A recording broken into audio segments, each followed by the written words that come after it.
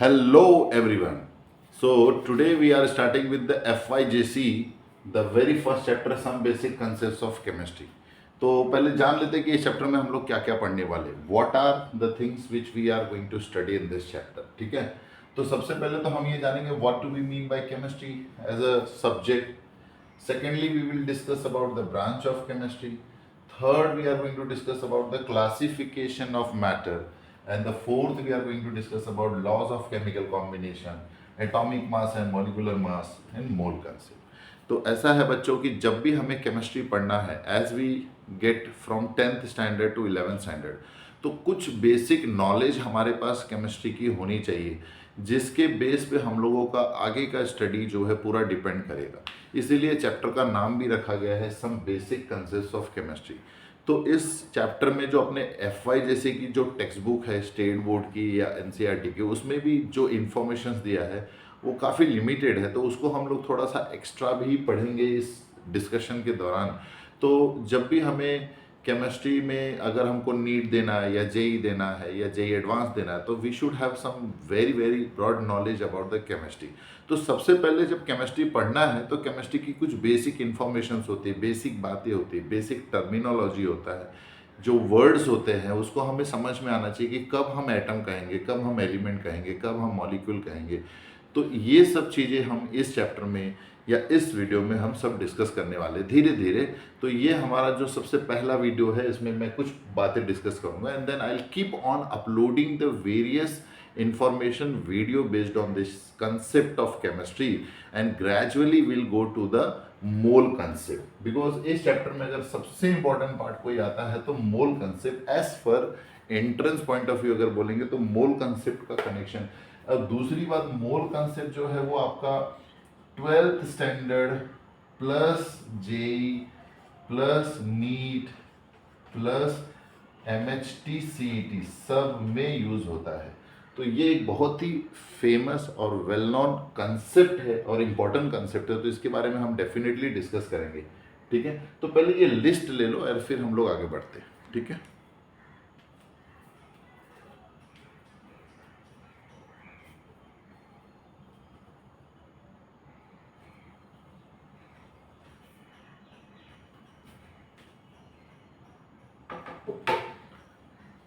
ठीक है, आगे चलते हैं हम लोग. तो अब सबसे पहला क्वेश्चन जो है, हमें ये जानना है कि what do we mean by chemistry. तो chemistry as a subject what do we deal with. ठीक है, तो केमिस्ट्री एज ए सब्जेक्ट में हम क्या क्या पढ़ने वाले. तो एज ए सब्जेक्ट में मैं अगर जब भी किसी से पूछता हूँ, नॉर्मली किसी भी स्टूडेंट से पूछता हूँ, तो बोलते हैं कि केमिस्ट्री में हम लोग we are going to study chemicals, we are going to study about atoms, we are going to study about molecule. ऐसे वेरियस आंसर्स आते हैं, बट थोड़ा सा एक प्रॉपर डेफिनेशन अगर हम केमिस्ट्री का देखें तो केमिस्ट्री को हम कहते हैं it is study of matter. It is study of matter. What do we mean by matter. अब मैटर का डेफिनेशन हम लोग ऑलरेडी पढ़ चुके हैं. मैटर मतलब क्या होता है, anything which have some mass and occupies some space which we called as a matter. So matter जो है, एज यू नो, मैटर तीन टाइप के होते हैं, सॉलिड, लिक्विड एंड गैस. तो मैटर के बारे में हम यहाँ पर स्टडी करेंगे. जब भी हम किसी मैटर को, कोई भी सॉलिड, लिक्विड, गैस की हम अगर डिटेल इन्वेस्टिगेशन, अंदर उसके कौन से एलिमेंट से वो मैटर बना हुआ है, उस मैटर को इससे रिएक्ट कराया तो क्या होगा, उसकी फिजिकल प्रॉपर्टी पढ़ रहे, केमिकल प्रॉपर्टी पढ़ रहे, उसके अंदर का स्ट्रक्चर पढ़ रहे. फॉर एग्जांपल वाटर में हमें आज की डेट में पता है कि उसमें ऑक्सीजन है, हाइड्रोजन है, वाटर से we can cook food, we can be use for drinking purpose. But there are many liquids जो हम ड्रिंकिंग पर्पस के लिए नहीं यूज़ करते. तो physically and chemically when we study any matter in detail, that is called as chemistry. ठीक है, तो केमिस्ट्री में it is the study of matter. अब मैटर में हम बेसिकली कौन कौन से एस्पेक्ट को पढ़ते हैं, तो 3 एस्पेक्ट में इसमें फोकस होता है. सबसे पहला हम मैटर का कंपोजिशन पढ़ेंगे. Composition of matter. कंपोजिशन से मेरा मतलब ये है कि जैसे हमारे पीरियोडिक टेबल में आप सभी जानते हो टोटल 118 एलिमेंट है. यस और no, we have 118 element, but ये 118 एलिमेंट पे अभी जो है डिस्कवरी रुकी नहीं है, इसके आगे भी बढ़ चुकी है. बट कंफर्म्ड हमारे पास 118 एलिमेंट है, बट 120-21 पे भी काम चल रहा है। तो कंपोजिशन ऑफ मैटर जो है, अगर हम कहें कि भाई गिवन सब्सटेंस, गिवन मैटर किस एलिमेंट से बना है, इस 118 एलिमेंट में, तो हम कहेंगे कंपोजिशन ऑफ मैटर की बात हो रही है। फॉर एग्जाम्पल अगर मैं कहूँ वाटर किससे बना हुआ है, तो वाटर बना है हाइड्रोजन एंड ऑक्सीजन से। अगर मैं कहूँ इथेनॉल किससे बना हुआ है, तो वो बना है कार्बन, हाइड्रोजन एंड ऑक्सीजन से। तो ये 3 एलिमेंट इसमें इन्वॉल्व है। इसको बनाने के लिए 2 एलिमेंट इन्वॉल्व है। Means we are going to discuss what is the composition of matter. Secondly, once we know the composition, तो हमें ये जानना है कि भाई उसकी प्रॉपर्टी क्या है। क्यों हमें प्रॉपर्टी जानना है? क्योंकि हमें ये तो पता चले कि भाई वो हमारे यूज में है या नहीं है, हम उसको यूज कर सकते हैं तो किस लेवल पे, किस जगह पे, कहाँ पे यूज कर सकते हैं। क्या हम उसे मेडिसिन में यूज कर सकते हैं, क्या हम उसे खाना बनाने में यूज कर सकते हैं, क्या हम उसे ड्रिंकिंग के लिए यूज कर सकते हैं। तो ये सब एस्पेक्ट जब पता रहेगा तभी तो we human being will take the use of the matter in our day to day life. तो प्रॉपर्टी जानना है। प्रॉपर्टी में सबसे बात पहली आती है कि उसकी फिजिकल प्रॉपर्टी जानना है। फिजिकल प्रॉपर्टी से मतलब ये है कि उसका कलर जानना है कि भाई वो कौन से कलर का दिखता है, उसकी बॉइलिंग पॉइंट कितनी है, उसका डेंसिटी कितना है, एक्सेट्रा एक्सेट्रा। जब भी फिजिकल प्रॉपर्टी होती है, देखो कोई भी फिजिकल प्रॉपर्टी का मतलब सिंपल है कि जब भी हम किसी भी मैटर का फिजिकल प्रॉपर्टी स्टडी करते हैं तो मैटर में कोई चेंज नहीं होता, कंपोजिशन उसका वही रहता है। फॉर एग्जांपल वाटर का कलर क्या है, कलरलेस है। Water is what? Solid, liquid, gas. It is a liquid at room temperature. It can be also solid, that we'll discuss at that temperature. तो अब वाटर का कंपोजिशन जानना है और उसके बाद उसका फिजिकल प्रॉपर्टी, अब उसकी केमिकल प्रॉपर्टी भी हमें जानना है।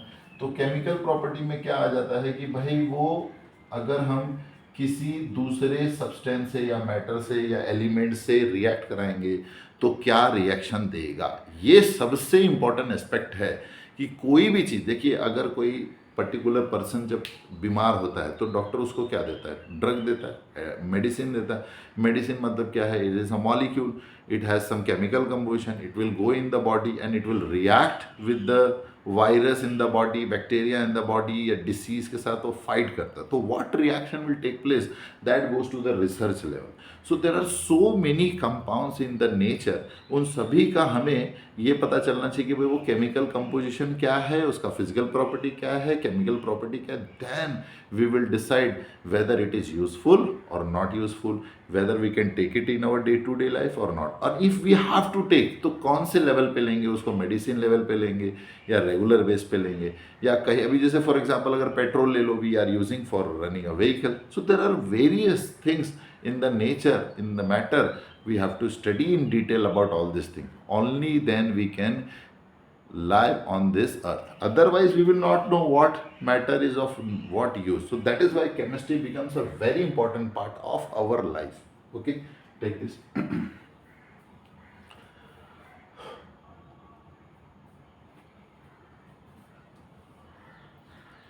आगे चलते हैं। अब जब हमें केमिस्ट्री में जब हम ये समझ गए कि भाई डेफिनेशन क्या होता है, तो पहले अब आगे चलना पड़ेगा हमें कि केमिस्ट्री हमारे कौन से एरिया में हम केमिस्ट्री को यूज़ करते हैं। तो अगर आप देखा जाए तो हर जगह पे हम खाना बनाने में ये केमिस्ट्री यूज़ हो रहा है, मेडिसिन में, कपड़ा पहन रहे, एनवायरनमेंट से डील कर रहे, हर जगह केमिस्ट्री है। कोई फ्रूट खा रहे उसमें भी केमिस्ट्री है, उसमें कौन सी विटामिन है, कौन सी मिनरल्स है। कोई दवा खा रहे, अगेन इट इज़ अ, कोई कपड़ा हम पहन रहे, again it is a chemistry. हम कोई बैग यूज़ कर रहे प्लास्टिक का, वो भी एक पॉलीमर है, तो again it is a chemistry. PVC की पाइप, एयर ऑक्सीजन की स्टडी कर रहे, ऑक्सीजन में कितने इलेक्ट्रॉन है, कितने उसमें प्रोटॉन है। ये सब कुछ जो भी हमारे सराउंडिंग में है वो सब किसी ना किसी वे से केमिस्ट्री सब्जेक्ट से कनेक्ट है। So that is why chemistry is a very very very important area of our life. Hence, we must know chemistry of everything. So, let us first see that कितने सारे branches है chemistry के। तो branch of chemistry की अगर हम बात करें, ब्रांचेस ऑफ केमिस्ट्री, जैसे आपने सुना होगा कि मैथ्स में अलजेब्रा होता है, ज्योमेट्री होता है, मैट्राइसेस होता है, स्टैटिस्टिक होता है, various branch of mathematics, physics होते हैं। इसी तरह से अगर हम ब्रांचेस ऑफ केमिस्ट्री की बात करें तो ब्रांच ऑफ केमिस्ट्री में आता है physical chemistry. Physical chemistry, then आएगा आपका very famous organic chemistry. Organic chemistry, then आएगा आपका इनऑर्गेनिक केमिस्ट्री,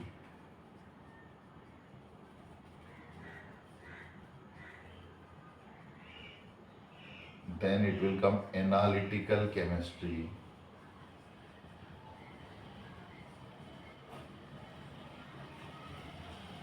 and then एक और ब्रांच आ गया जिसको हम बोलते हैं बायोकेमिस्ट्री। अब फिजिकल केमिस्ट्री में हम पढ़ते हैं theories, calculations, laws. Organic chemistry में हम क्या पढ़ते हैं, वी स्टडी द एक्चुअली अब ऑर्गेनिक केमिस्ट्री को बोला जाता है it is the study of hydrocarbon and the derivative of hydrocarbon. Basically it is the study of carbon percentage, high percentage of carbon, high carbon percent of compound, high carbon percent compound. तो it is also called as study of hydrocarbon and its derivatives. ठीक है। अब hydrocarbon क्या है, alkane, alkyne, alkyne और उसके derivative arenes, उसके derivative, उन सबको हम बोल देंगे ऑर्गेनिक कंपाउंड। तो organic chemistry basically deals with the carbon containing compound. It is obtain, this compound are जो ऑर्गेनिक कंपाउंड है we get from the nature, like living things में मिलेगा, we get from the plants and animals. But inorganic chemistry is actually we get the compound from rocks, right, soil, etc. So inorganic chemistry is the study of those minerals and acids and salts which we can get from the rocks, soils and all that. So this is basically the study of those compounds which we get from the non-living thing.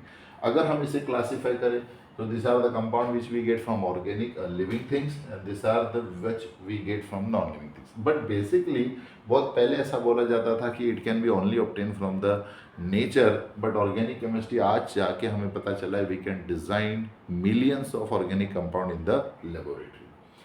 Analytical chemistry deal with the analysis of given sample of the organic or inorganic compounds and investigation what is present in the given sample.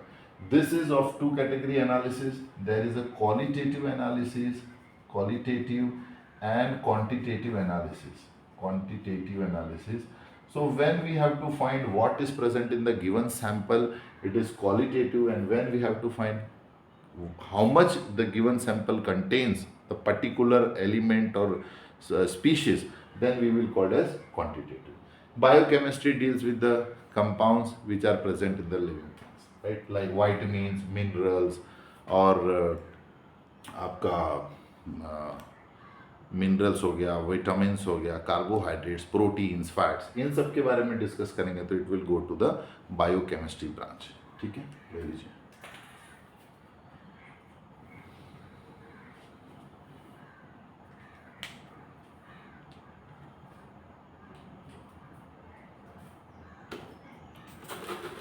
ठीक है, आगे बढ़ते हैं हम लोग। अब आगे जो है थोड़ा सा बेसिक इंफॉर्मेशंस पे काम करते हैं हम लोग, क्योंकि हमें केमिस्ट्री एज अ सब्जेक्ट पढ़ना है तो कुछ बेसिक चीज़ें हमें ऑलरेडी पता होनी चाहिए, then it will be very very helpful. तो कुछ टर्म्स, कुछ वर्ड्स हम लोग बार बार यूज़ करने वाले हैं केमिस्ट्री में, उसके समझ लेते हैं। तो सबसे पहला और सबसे इम्पॉर्टेंट टर्म जो हम यूज़ करेंगे, एटम एंड एलिमेंट। ठीक है, अब एटम क्या होता है एंड एलिमेंट क्या होता है, ये दोनों में बहुत ही स्ट्रॉन्ग कनेक्शन है।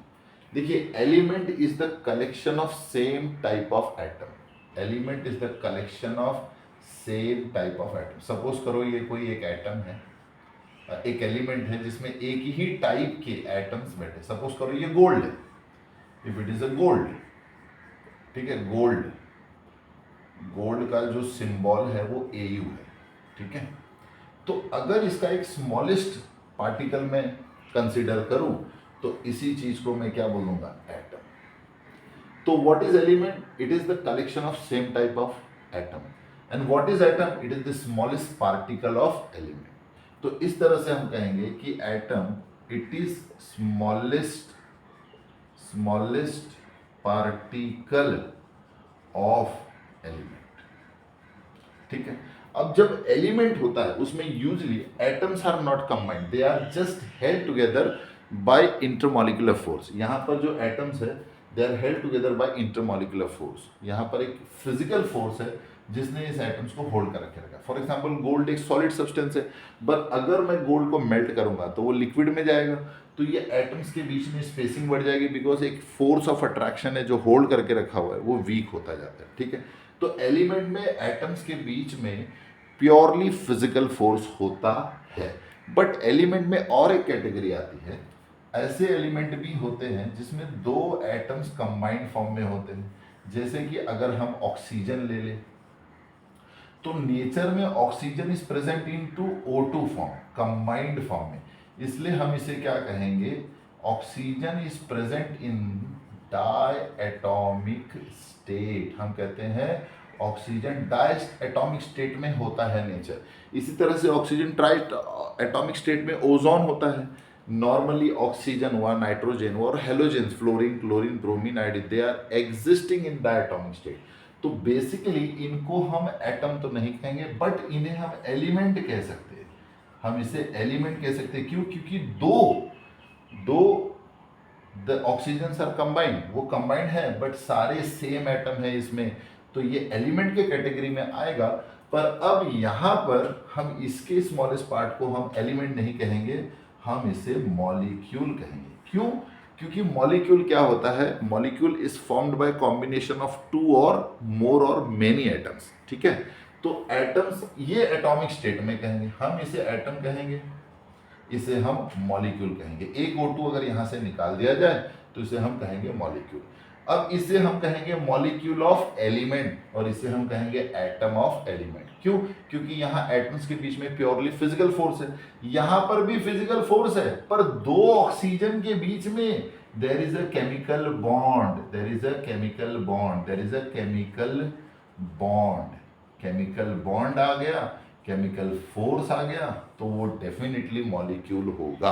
और मॉलिक्यूल सेम टाइप के एटम से बना है, इसलिए हम उसे कौन से कैटेगरी में ले जा रहे हैं, एलिमेंट के, ठीक है। तो ये बेसिक डिफरेंस है, atom of element, molecule of element. अब हम देखेंगे मॉलिक्यूल और कंपाउंड का डिफरेंस, ये ज्यादा बेटर क्लियर होगा, ठीक है। ले लीजिए इसको।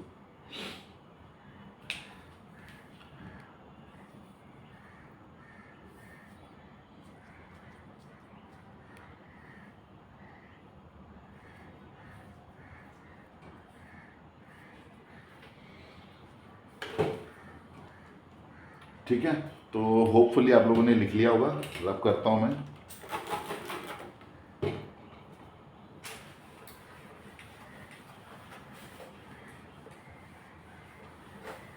ठीक है, चलो अब आगे चलते हैं। अब मॉलिक्यूल जो है एक मिनट में जरा अच्छे से रब कर दूं, ठीक है। अब मॉलिक्यूल जो है, मॉलिक्यूल जो होता है और कंपाउंड, इनमें बड़ा इंपॉर्टेंट रिलेशन है, ठीक है। अब मॉलिक्यूल और कंपाउंड, जैसे एटम और एलिमेंट का संबंध है, ऐसे ही मॉलिक्यूल और कंपाउंड का रिलेशन है। कंपाउंड क्या है? कंपाउंड में जो मॉलिक्यूल है, सपोज करो 3 एटम का मॉलिक्यूल बना हुआ है। सपोज करो मैं वाटर ले लेता हूँ, वाटर में 3 एटम है, हाइड्रोजन, ऑक्सीजन। तो मॉलिक्यूल जो है, molecule is form by combination of 2 और मोर एटम। कम से कम 2 एटम कंबाइंड है तो वो मॉलिक्यूल के कैटेगरी में जाएगा। 3 है तो भी मॉलिक्यूल। 2 तो चाहिए ही चाहिए, 2 से हजारों एटम भी कंबाइन हो सकते हैं। ऑर्गेनिक कंपाउंड में तो लंबी लंबी चेन होती है, तब तो वो मॉलिक्यूल ही है।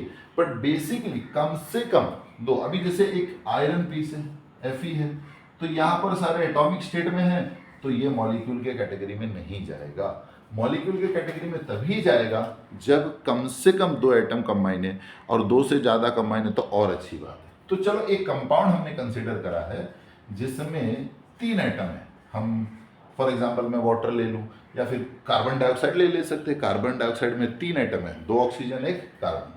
अब इसका जो स्मॉलेस्ट एक मॉलिक्यूल में बाहर कंसीडर कर लूं तो इसी को एक पार्टिकल में अगर इसे कंसीडर कर लूं तो यही होगा मॉलिक्यूल। तो मॉलिक्यूल को कैसे डिफाइन करें?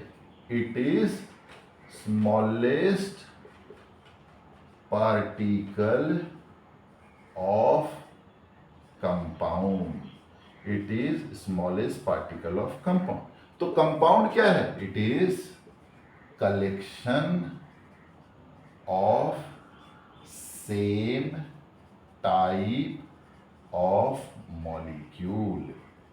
एक ही टाइप के मॉलिक्यूल से जब एक साथ में प्रेजेंट, बहुत नंबर में प्रेजेंट है तो वो कंपाउंड बोला जाएगा, और एक उसका एक पीस में बाहर कंसीडर कर लूं तो वो मॉलिक्यूल बोला जाएगा।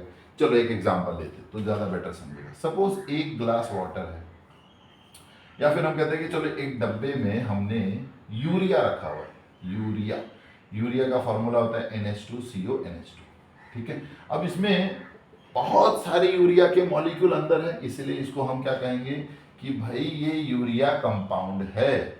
हम कहेंगे ये यूरिया कंपाउंड है। पर अगर इमेजिन करो कि इसमें से, सर प्रैक्टिकली तो पॉसिबल नहीं है कि एक मॉलिक्यूल हम इसमें से निकालें। इमेजिन करो कि एक यूरिया के पार्टिकल को मैं बाहर इमेजिन करूं तो ये कहा जाएगा मॉलिक्यूल। ये कहा जाएगा मॉलिक्यूल। चलो दूसरा कंसीडर करते हैं कि चलो एक सिलेंडर है, उस सिलेंडर में हमने कार्बन डाइऑक्साइड भरा हुआ है। क्या भरा हुआ है? Carbon dioxide.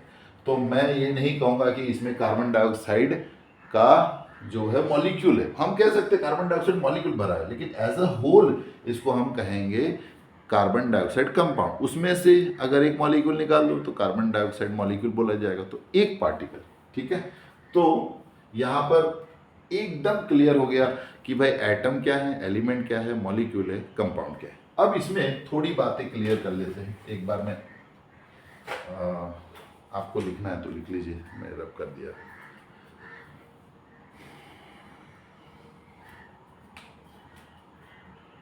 ठीक है, चलो रब करता हूँ मैं इसे। अब मुझे लगता है कि अब आप लोगों को, आई होपफुली आप लोगों को एटम्स, एलिमेंट्स, मॉलिक्यूल और कंपाउंड का डिफरेंस क्लियर हो गया। ये 4 वर्ड जो है ना बहुत बार कंफ्यूज करते बच्चे। अब यहाँ पर एक इंपॉर्टेंट बात समझना बहुत ज़रूरी है कि जब हम लोग केमिस्ट्री पढ़ेंगे, देखो मैं एकदम स्पेसिफिक चीज़ बता रहा हूँ कि जब पढ़ते हैं केमिस्ट्री, वहाँ पर अगर मैं लिखता हूँ H2, ठीक है, अगर कोई कहे कि भाई बताओ ये मॉलिक्यूल है या कंपाउंड है, देखो एटम और एलिमेंट की तो बात ही छोड़ दो, ये तो है ऑब्वियसली वन। तो मैं इसे मॉलिक्यूल कह सकता हूँ, मॉलिक्यूल ऑफ वाटर। मैंने मॉलिक्यूल ऑफ वाटर लिखा, लेकिन मैं इसे कंपाउंड भी कह सकता हूँ, क्योंकि हमें नहीं पता यहाँ पर आप एक मॉलिक्यूल की बात कर रहे हो या फिर n number of water molecule यहाँ रखा हुआ है एक डब्बे में या एक ग्लास में। तो सिंबॉलिक नोटेशन में आप मॉलिक्यूल लिख सकते हो, कंपाउंड लिख सकते हो, no issue. But when we are talking specifically in terms of reaction, तो वहाँ पर हमें क्लियर होना चाहिए कि यहाँ पर कितने मॉलिक्यूल्स की बात हो रही है, ठीक है। तो अब यहाँ पर हमने 4 चीज़ें पढ़ी, एटम्स, एलिमेंट, मॉलिक्यूल, कंपाउंड, ठीक है। देखो एटम जो है it is the smallest particle of element, smallest particle of element, ठीक है।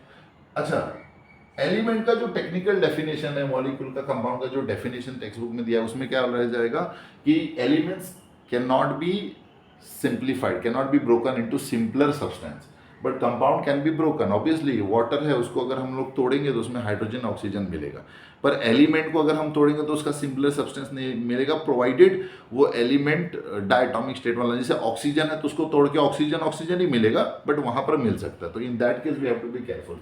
तो अब element is the collection of same type of atom बोल सकते हैं, शॉर्ट में अपने अंडरस्टैंडिंग के लिए collection of same kind of atom, same kind of atom. But अगर डेफिनेशन की बात करेंगे तो वहां पे लिखना होगा it can not be broken into simpler substance. Molecule, smallest particle of compound, ठीक है। and compound I will say collection of same type of molecule. ठीक है. अच्छा, अब molecule, how molecule is formed, how molecule is formed. इसका क्या answer है? इसका आंसर है by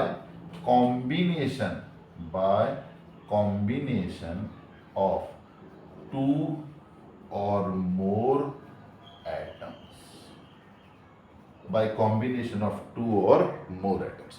यानी कम से कम दो एटम जुड़े होने चाहिए एक साथ, तब हम उसे मॉलिक्यूल कहेंगे. ठीक है. तो अभी थोड़ा एक्सरसाइज करते ही ले लीजिए. मैं यहाँ पर लिखूंगा और आपको बताना होगा कि गिवन सब्सटेंस एलिमेंट में आएगा या कंपाउंड के कैटेगरी में आएगा, और फिर उसको हम एटम और मॉलिक्यूल नहीं करेंगे. आपको ये समझना है कि भाई एलिमेंट लिखा जा रहा है या कंपाउंड. ठीक है, ले लीजिए.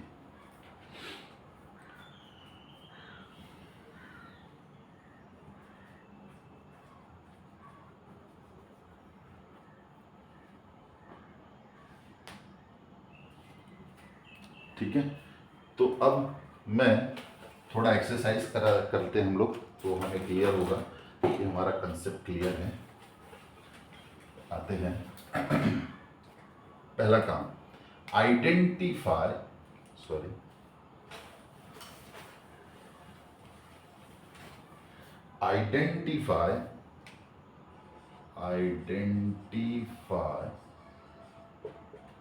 एलिमेंट और कंपाउंड. आइडेंटिफाई एलिमेंट और कंपाउंड. ठीक है.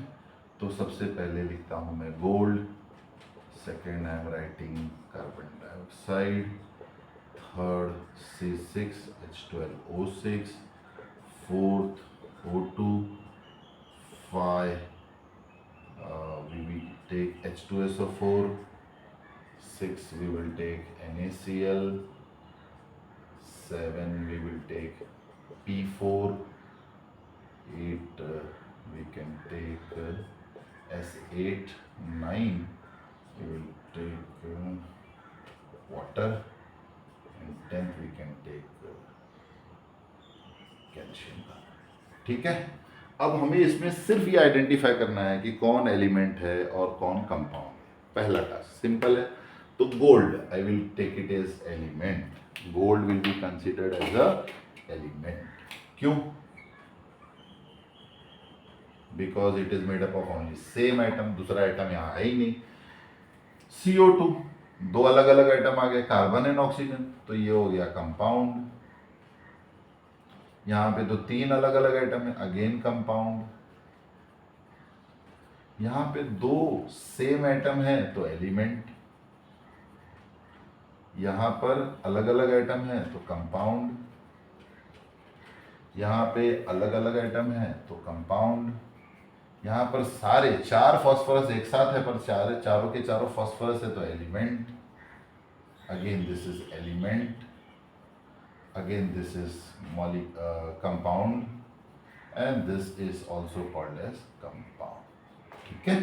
तो ये चीज हमें क्लियर हो गई कि भाई कब हम एलिमेंट बोलेंगे, कब हम कंपाउंड बोलेंगे. चलो अब एक और एक्सरसाइज करेंगे जिसमें आपको ये समझ में आना चाहिए कि किस केस में हम उसे एटम वर्ड से बुला सकते हैं और मॉलिक्यूल के वर्ड से. ठीक है. तो ये ले लीजिए प्लीज.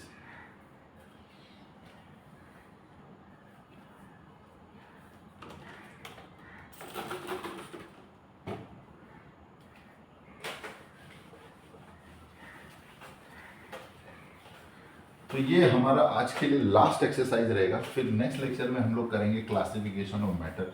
देखिए चैप्टर का नाम है some basic concepts of chemistry. तो काफ़ी बेसिक चीज़ें पहले हमें समझ के फिर आगे चलना होगा. धीरे धीरे फिर will come to the mole concept. तो मोल कंसेप्ट पे आने में थोड़ा अभी टाइम जाएगा, बट पहले बेस हमारा क्लियर होगा तो केमिस्ट्री बहुत ईजी हो जाएगी, एकदम ईजी हो जाएगी. आपकी केमिस्ट्री ईजी बना के रहूँगा मैं. ठीक है. चलो तो अब आइडेंटिफाई करना है आपको एटम एंड मॉलिक्यूल.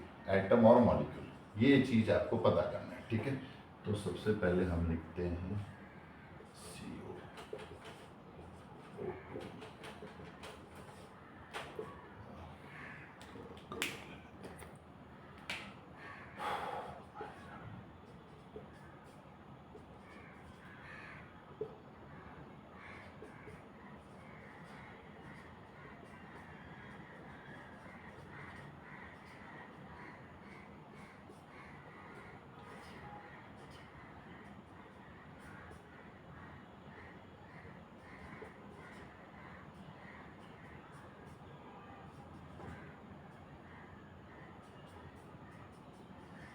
ओके, चलो शुरू करते हैं। देखिए, मॉलिक्यूल में कम से कम 2 एटम होने चाहिए। जरूरी नहीं एटम सेम हो या डिफरेंट हो, एटम सेम भी हो सकते हैं, एटम डिफरेंट भी हो सकते हैं। चलो पहला वाला केस देखते हैं। मुझे लगता है आप लोग को आंसर आ गया होगा। चलो एक 30 सेकेंड्स देता हूँ, आप लोग फटाफट आंसर अपने दिमाग में सोच लो, फिर मैं आंसर लिखता हूँ। 100% करेक्ट आएगा, गारंटी है। चलो, अब ये जो है इसमें 2 अलग अलग एटम है, 2 कंबाइंड है, तो ये हो गया मॉलिक्यूल। सेम एटम कंबाइंड है पर कंबाइंड है, अलग अलग नहीं है, तो मॉलिक्यूल। यहां पर सिर्फ एक ही एटम है, Fe का, आयरन है ये, तो ये कैटेगरी में जाएगा, एटम बोलेंगे इसको। यहाँ पे सोडियम है, अगेन इसको एटम बोलेंगे। सोडियम का सिंबल पता है ना आपको, Na। अच्छा, कुछ कुछ बच्चे होते हैं जिसको ये कंफ्यूजन होता है कि F और E कोई अलग अलग एटम ना है। भाई E नाम का कोई एटम नहीं है, F नाम का एक फ्लोरीन है, लेकिन Fe है तो वो उसका सिंबल है। हर एलिमेंट का 118 एलिमेंट में हर एलिमेंट का एक फिक्स सिंबॉलिक नोटेशन है, ठीक है। ये हो गया एटम, इसको मैं कहूंगा मॉलिक्यूल। क्यों भाई, 8 एटम जुड़े हुए हैं सल्फर के, ये भी मॉलिक्यूल। अब देखिए यहां पर, देखिए हम एक बात क्लियर है, ऑक्सीजन नेचर में O फॉर्म में एग्जिस्ट नहीं करता, पर मैं जब यहाँ O लिख रहा हूं, इसका मतलब मैं ये बात कर रहा हूं कि ऑक्सीजन एटम की बात कर रहा हूं। मैं जब O लिखूंगा तो मैं एटम के बारे में बात कर रहा हूं। आपको ये समझना है, जब हम केमिस्ट्री पढ़ेंगे कहीं पर O लिखा हुआ है सिर्फ, तो आपको ये नहीं सोचना है कि ऑक्सीजन तो O फॉर्म में एग्जिस्ट नहीं करता। भाई क्लियर है, नहीं एग्जिस्ट करता, it is right. But when we are talking in terms of atom, certain concepts to be discussed by considering as an atom, ठीक है। फॉर एग्जाम्पल मुझे ऑक्सीजन का एटॉमिक नंबर लिखना है, उसका एटॉमिक नंबर लिखना है, उसका कॉन्फ़िगरेशन लिखना है, तब आपको वहां पर O ही लिखना होगा, O2 नहीं लिख सकते, ठीक है। तो ये एटम हो गया। ये क्या बोल देंगे हम लोग, मॉलिक्यूल। ये भी बोल देंगे मॉलिक्यूल। और ये तो भाई फेमस है, नियॉन। सारे नोबल गैस कभी कॉम्बिनेशंस में नहीं जाते हैं, ये पुरानी बात है। अभी तो कॉम्बिनेशंस में जाते हैं, वो डिस्कस करेंगे बहुत आगे तक, ठीक है। तो noble gas do not combine because they are having stable configuration बोलते हैं, ठीक है। लाइक कीजिए, शेयर कीजिए, आपकी पूरी केमिस्ट्री एकदम इजी होने वाली है। बहुत सारे वीडियोस अपलोड करूँगा, but like share and share ज़्यादा करिए, सब्सक्राइब तो कर ही चुके हो। Thank you so much.